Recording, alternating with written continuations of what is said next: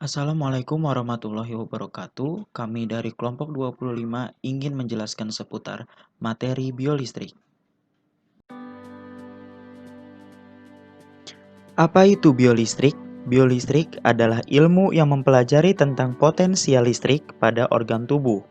Pada biolistrik ada dua aspek yang memegang peranan penting, yaitu kelistrikan dan kemagnetan yang timbul pada tubuh manusia, serta penggunaan listrik dan magnet pada permukaan tubuh manusia.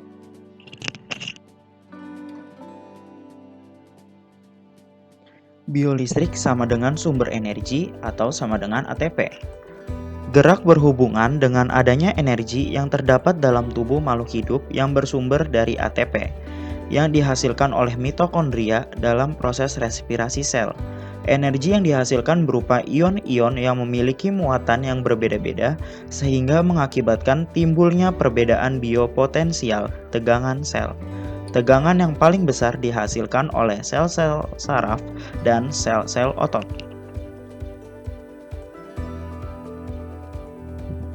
Biolistrik juga merupakan fenomena sel. Sel-sel yang mampu menghasilkan potensial listrik yang merupakan lapisan tipis muatan positif pada permukaan luar dan lapisan tipis muatan negatif pada permukaan dalam bidang batas membran.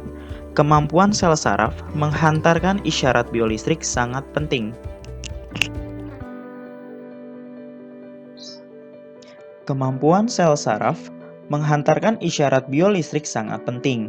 Transmisi sinyal biolistrik mempunyai sebuah alat yang dinamakan dendrites, yang berfungsi mentransmisikan isyarat dari sensor ke neuron.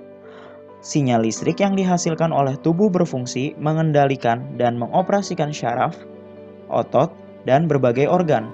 Sinyal-sinyal listrik di dalam tubuh mengenai sistem syaraf dan neuron, sinyal listrik dari otot dan jantung, potensial listrik syaraf.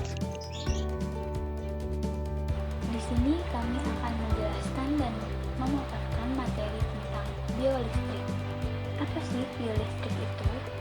Biolistrik adalah energi yang dimiliki setiap manusia yang bersumber dari ATP, di mana ATP ini dihasilkan oleh salah satu energi yang bernama mitokondria melalui proses respirasi sel. Ada dua macam gelombang jika dilihat dari arah getarannya. Yang pertama ada gelombang longitudinal dan yang kedua ada gelombang transversal. Gelombang longitudinal adalah gelombang yang arah rambatnya sejajar dengan arah getarnya.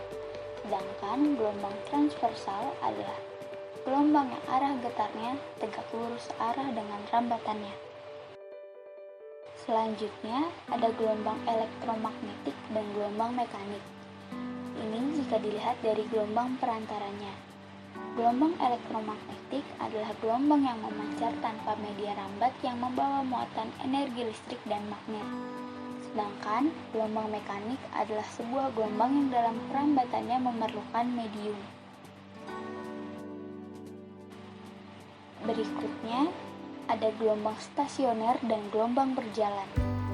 Ini jika dilihat dari amplitudo dan fasenya. Gelombang stasioner adalah hasil perpaduan dua buah gelombang yang amplitudonya selalu berubah. Artinya, tidak semua titik yang dilalui gelombang ini memiliki amplitudonya sama. Sedangkan gelombang berjalan adalah gelombang yang memiliki amplitudo tetap.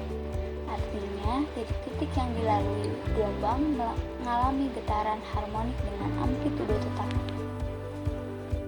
Jadi manfaat-manfaat biolistrik itu yang pertama untuk mendiagnosis penyakit dengan merekam isyarat listrik dari jantung dengan alatnya itu ECG. Nanti datanya dari setelah isyarat listriknya itu di ECG dia diganti untuk mendiagnosis kesehatan. Jadi kita mendiagnosis dulu keseluruhan untuk kesehatan, tapi khusus untuk jantung nanti baru ada hasilnya kalau ini tuh seperti apa hasil dari rekaman hasil jantungnya itu. Yang kedua, untuk melenturkan saraf-saraf jika melakukan terapi biolistrik. Jadi manfaatnya itu nggak cuma dari alatnya aja, tapi manfaat dari terapinya pun juga ada untuk melenturkan syaraf-syaraf. Dan yang ketiga, membantu melancarkan sistem peredaran darah bagi yang melakukan terapi biolistrik. Ini sama kayak nomor 2, yaitu manfaatnya terapi biolistrik, karena di sini manfaat-manfaat untuk mencakup keseluruhannya. Dan untuk yang keempat itu, dengan alat EEG atau elektrogastrogram untuk mengetahui gerakan peristaltik trakus gastrointestinalis. Jadi untuk merekam pergerakan peristaltik itu. Nah, untuk nomor 5, untuk mengetahui pencatatan isyarat biolistrik jantung yang dilakukan pada permukaan kulit. Jadi kan ada tuh alat untuk perekaman jantung yang ditempel di dada-dada, yang kayak orang udah penyakitnya udah terlalu parah mungkin. Itu kan jadi dia nggak bisa lewat dalam gitu, jadi dia lewat luar menggunakan alat perekaman jantung yang dari permukaan kulit. Nah, untuk yang keenam itu untuk memperoleh informasi tentang kelistrikan otot. Jadi alatnya itu nggak cuma yang untuk jantung aja, jadi bisa juga tadi yang peristaltik sama ini yang untuk otot. Itu jadi manfaat-manfaat biolistrik sendiri.